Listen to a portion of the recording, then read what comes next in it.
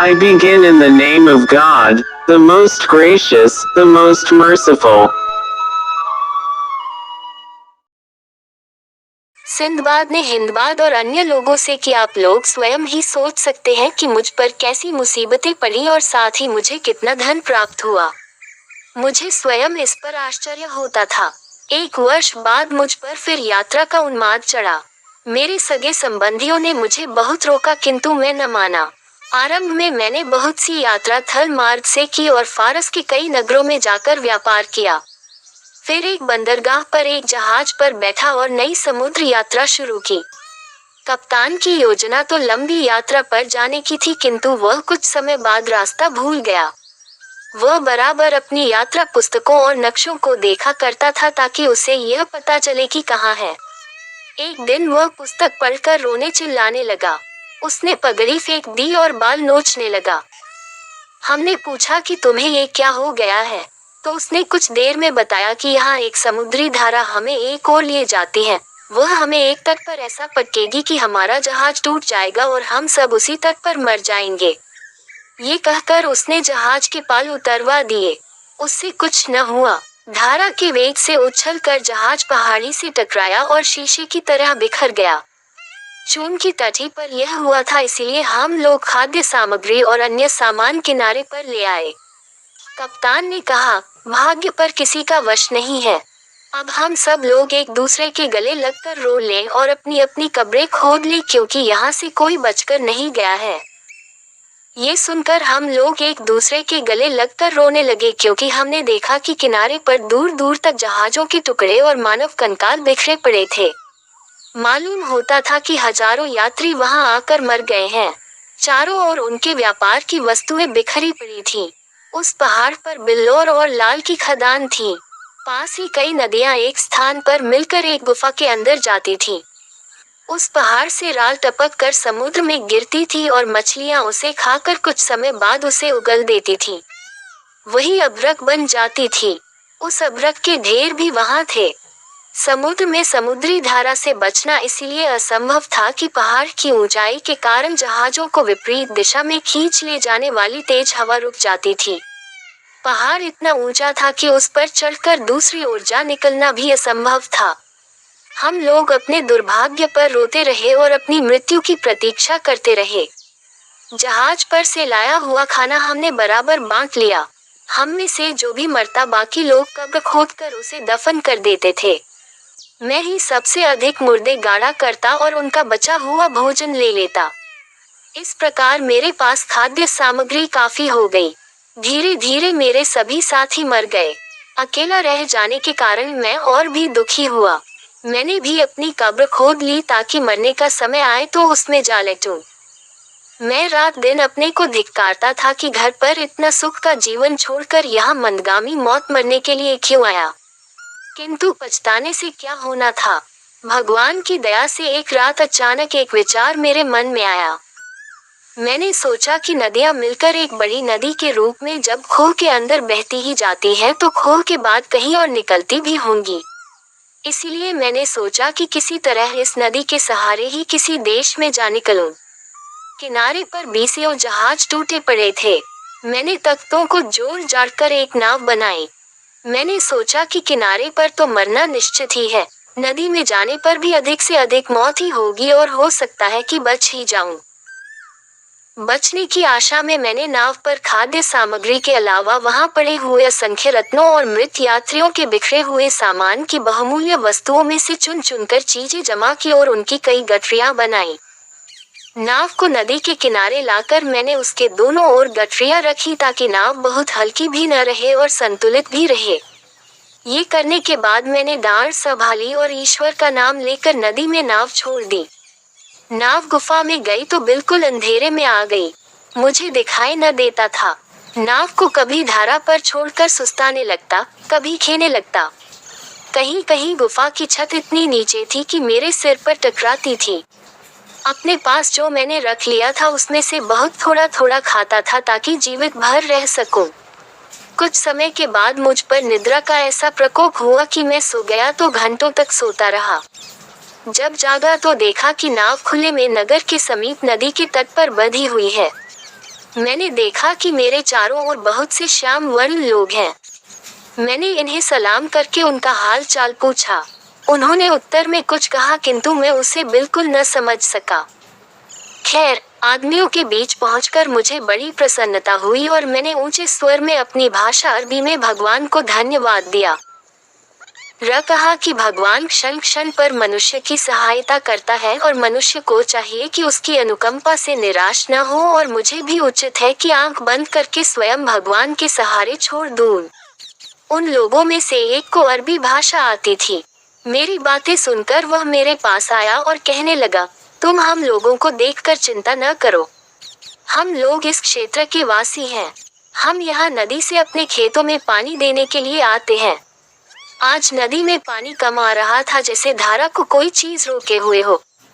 हमने आगे जाकर देखा तो एक मोड़ पर तुम्हारी नाव टेढ़ी होकर अटकी थी, जिससे पानी धारा में आना कम हो गया था। हम में से एक व्यक्ति तैर कर गया और तुम्हारी नाव को उसने फिर सीधा करके धारा में डाला। फिर हमने तुम्हारी नाव यहाँ बांध दी। अब तुम बताओ कि कौन हो और कहाँ से आए हो। मैंने उससे कहा कि मेरी भूख से जान निकली जा रही है, पहले कुछ खाने को दो। उन लोगों ने कई तरह की खाने की चीजें दी। फिर मैंने आरंभ से अंत तक अपना हाल उन्हें बताया। उन लोगों को ये सुनकर बड़ा आश्चर्य हुआ। उन्होंने कहा कि हम तुम्हें अपने बादशाह के पास ले जाएंगे, वहां तुम उन्हें अपना हाल सुनाना। मैंने कहा, मैं इसके लिए तैयार हूँ। वे लोग मेरी गठरियां उठाकर मेरे साथ चले। ये सरान द्वीप लंका था। मैंने राज दरबार में प्रवेश किया और सिंहासन पर बैठे राजा को देखकर हिंदुओं की प्रथानुसार उसे प्रणाम किया और उसके सिंहासन को चूमा। बादशाह ने पूछा, तू कौन है? मैंने कहा, मेरा नाम सिंदबाद जहाजी है। मैं बगदाद नगर का निवासी हूँ। उसने कहा, तू कहाँ जा रहा है और मेरे राज्य में कैसे आया? मैंने उसे अपनी यात्रा का वृतांत आद्योपांत बताया। उसे ये सुनकर बड़ा आश्चर्य हुआ। उसने आज्ञा दी कि सिंदबाद के जीवन का वृतांत लिख लिया जाए, बल्कि सोने के पानी से लिखा जाए, ताकि यह हमारे यहाँ के इतिहास की तथा अन्य ज्ञानवर्धक पुस्तकों में भी जगह पर सके। उसने मेरी गठरियां खोलने की आज्ञा दी। उनमें के बहुमूल्य रत्नों तथा चंदनादि अन्य वस्तुओं को देखकर उसे और भी आश्चर्य हुआ। मैंने कहा, महाराजा धीराज, ये सब आप ही का है। आप इसमें से जितना चाहे ले ले, बल्कि सब कुछ लेना चाहे तो वह भी करें। उसने मुस्कुराकर उत्तर दिया, नहीं, ये सब तेरा है, हम इसमें से कुछ नहीं लेंगे। फिर उसने आज्ञा दी कि इस मनुष्य को इसके माल असबाब के साथ एक अच्छे घर में ठहराओ, इसकी सेवा के लिए अनुचर रखो और हर प्रकार इसकी सुख सुविधा का ख्याल रखो। उसके सेवकों ने ऐसा ही किया और मुझे एक शानदार मकान में ले जाकर उतारा। मैं रोज राज दरबार जाया करता था और वहां से छुट्टी मिलने पर इधर उधर घूम फिर कर राज्य की देखने योग्य चीजें देखा करता था। सरान द्वीप भूमध्य रेखा के किंचित दक्षिण में है, इसीलिए वहां सदैव ही दिन और रात बराबर होते हैं। उस द्वीप की लंबाई 40 कोस है और इतनी ही उसकी चौड़ाई है। राजधानी के चारों ओर ऊंचे ऊंचे पहाड़ हैं। वहां से समुद्र तक 3 दिन की राह पर है। वहाँ लाल मणि तथा अन्य रत्नों की कई खाने हैं और वहाँ कोरन नामी पत्थर भी पाया जाता है, जिससे हीरो और अन्य रत्नों को काटते और तराशते हैं। वहाँ नारियल के तथा अन्य कई फलों के वृक्ष भी बहुतायत से हैं। वहाँ के समुद्र में मोती भी बहुत मिलते हैं। हजरत आदम, जो कुरान और बाइबल के अनुसार मनुष्यों के आदि पुरुष हैं, जब स्वर्ग से उतारे गए थे तो इसी द्वीप के एक पहाड़ पर लाए गए थे। जब मैं वहां खूब घूम फिर कर देख चुका तो मैंने बादशाह से निवेदन किया कि अब मुझे मेरे देश जाने की अनुमति दीजिए। उसने मुझे अनुमति ही नहीं बल्कि कई बहुमूल्य वस्तुएं इनाम के तौर पर भी दी। उसने खलीफा हारून रशीद के नाम एक पत्र और बहुत से उपहार भी मुझे दिए कि मैं उन्हें खलीफा तक पहुंचा दूं। मैंने सिर झुकाकर यह स्वीकार किया। बादशाह ने मेरे ले जाने के लिए एक मजबूत जहाज का प्रबंध किया और कप्तान और खलासियों को ताकीद की कि सिंदबाद को बड़े सम्मान से उसके देश में पहुंचाना, रास्ते में इसे किसी प्रकार की असुविधा न हो। सरान द्वीप के बादशाह ने जो पत्र खलीफा के नाम दिया था वह पीले रंग के नर्म चमड़े पर लिखा था। ये चमड़ा किसी पशु विशेष का था और बहुत ही मूल्यवान था। उस पर बैंगनी स्याही से पत्र लिखा था। पत्र का लेख इस प्रकार था, ये पत्र सरान द्वीप के बादशाह की ओर से भेजा जा रहा है। उस बादशाह की सवारी के आगे 1000 सजे सजाए हाथी चलते हैं।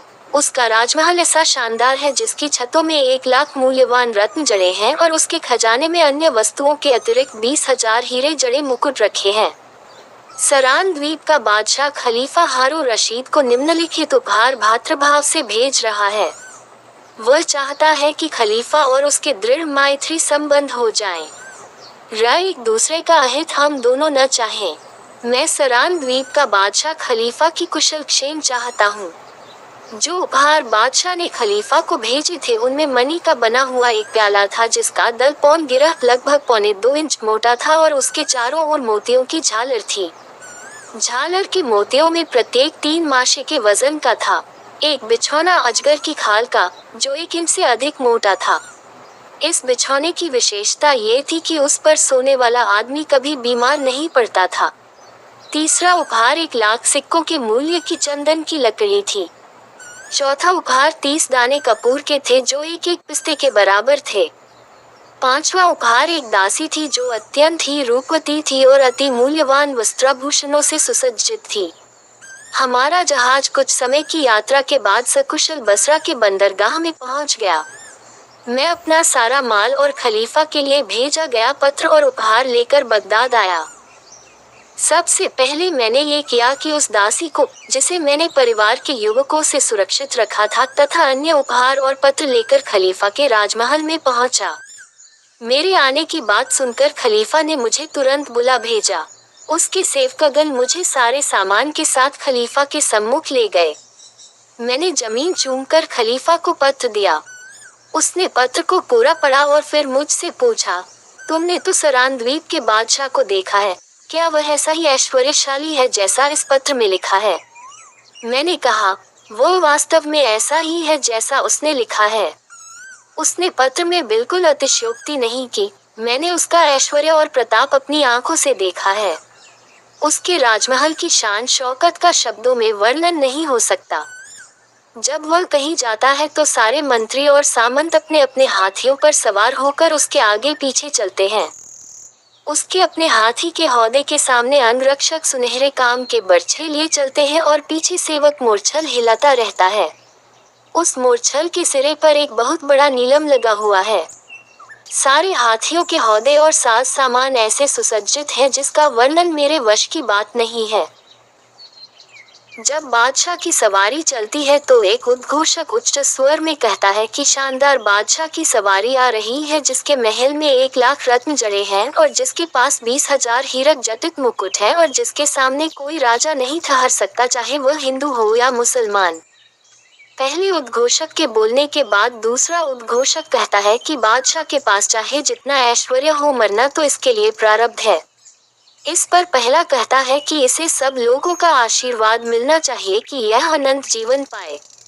ये बादशाह इतना न्यायप्रिय है कि इसके राज्य में न कोई न्यायाधीश है न कोतवाल। उसकी प्रजा ऐसी सुबोध है कि कोई न किसी पर अन्याय करता है न किसी को दुख पहुंचाता है। चूंकि सब लोग बड़े मेल मिलाप से रहते हैं, इसीलिए कोई जरूरत ही नहीं पड़ती कि व्यवस्था ऊपर से कायम की जाए। इसीलिए सरान द्वीप के राज्य में न पुलिस या कोतवाल रखे गए हैं न न्यायाधीश। खलीफा ने ये सुनकर कहा कि तुम्हारे वर्णन और इस पत्र से जान पड़ता है कि वह बादशाह बड़ा ही समझदार और होशियार है, इसीलिए इतनी अच्छी व्यवस्था कर पाता है कि पुलिस आदि की आवश्यकता ही न हो। ये कहकर खलीफा ने मुझे खिलत सम्मान परिधान दी और विदा किया। ये कहानी कहकर सिंदबाद ने कहा कि आप लोग कल फिर आए तो मैं अपनी 7वीं और अंतिम समुद्र यात्रा का वर्णन करूंगा। ये कहकर उसने 400 दीनारें हिंदबाद को दी। दूसरे दिन भोजन के समय हिंदबाद आया और सिंदबाद के मुसाहिब भी आए। भोजनोपरांत सिंदबाद ने कहानी शुरू की। Subscribe and share and like and comment, but now as you like.